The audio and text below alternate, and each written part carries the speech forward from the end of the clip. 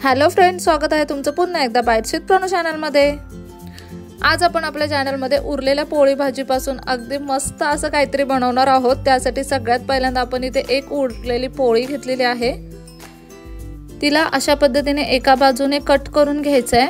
इथे तुम्ही पाहू शकता पोळीच्या मध्यापर्यंतच आपण तिला कट करून घेतलेला आहे।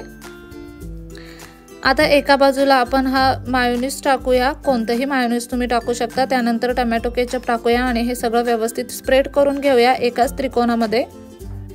घरी भाजीपोळी बनवलेली असते, पण मुलं जेव्हा भाजीपोळी खायला कंटाळा करतात तेव्हा त्याच भाजीपासून पोळीपासून तुम्ही मुलांना काहीतरी चमचमीत असं बनवून देऊ शकता, जेणेकरून भाजीपोळी सुद्धा मुलांच्या पोटात जाईल आणि मुलांना ते खायला आवडेल सुद्धा। त्यानंतर घरी आज ही मटारची भाजी बनलेली, तुमच्या घरी कुठलीही भाजी असेल ती भाजी तुम्ही इथे टाकू शकता। इथे आज आमच्या घरी मटारची भाजी बनलेली, त्याच्यामुळे मी इथे मटारची भाजी टाकलेली आहे। पोळीच्या चतकोर भागाला आपण ही भाजी स्प्रेड करून घेतली। त्यानंतर अशा पद्धतीने एक भाग पोळीचा आपल्याला फोल्ड करून घ्यायचा आहे।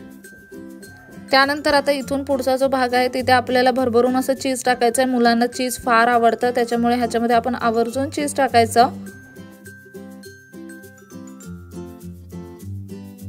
आणि त्यानंतर हा जो उरलेला पोळीचा भाग आहे चतकोर, त्यामध्ये आपण थोडीशी कोबी आणि कांदा टाकलेला आहे। तुम्ही इथे गाजर, मका वगैरे तुमच्या आवडीप्रमाणे किंवा मुलांच्या आवडीप्रमाणे काहीही टाकू शकता।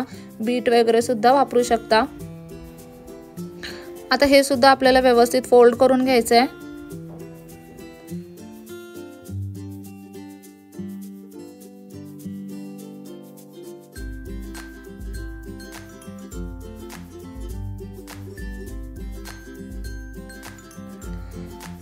इथे तुम्ही पाहू शकता हे सगळं आपण अगदी व्यवस्थित फोल्ड करून घेतलंय। आता हे व्यवस्थित एकमेकांना चिटकलं जावं आणि अगदी क्रिस्पी छान असं बनावं, त्यासाठी आपण बटरमध्ये दोन्ही बाजूने हे छान असं शेकून घेणार आहोत।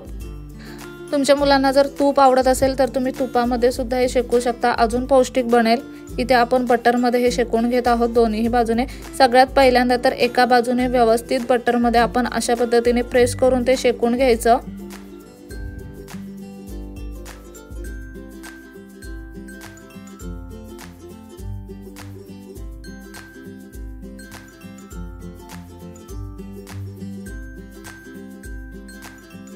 साधारणतः 2 ते 3 मिनिटं तव्यावरती आपण हे एका बाजूने व्यवस्थित शेकून घेतले। आता हे पलटून घेऊयात, अगदी अलगद पलटून घ्यायचं आणि आता पुन्हा प्रेस करून एका बाजूने शेकून द्यायचं, म्हणजे चपाती निसटली जात नाही आणि जे काही आपण स्टफिंग त्यामध्ये भरलेलं आहे ते सगळं व्यवस्थित आहे तसं राहतं।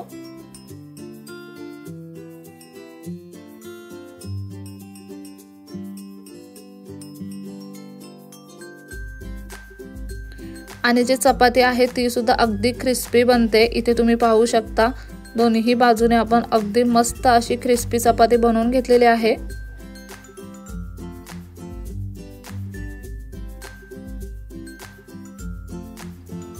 मुलं जेव्हा पोळी भाजी खायला कंटाळा करतात ना, तेव्हा अशा पद्धतीचा नाश्ता तुम्ही मुलांना नक्की घरी बनवून देऊ शकता, किंवा मुलांच्या टिफिन मध्ये सुद्धा तुम्ही अशा पद्धतीने पोळी भाजी थोड्या वेगळ्या पद्धतीने देऊ शकता। इथे तुम्ही पाहू शकता घरी बनवलेल्या पोळी भाजीपासूनच आपण हा नाश्ता बनवलेला आहे आणि हे खायला इतकं अमेझिंग लागतं ना। टोमॅटो केचप सोबत वगैरे मुलांना द्या तुम्ही, मुलं खूप आवडीने खातील।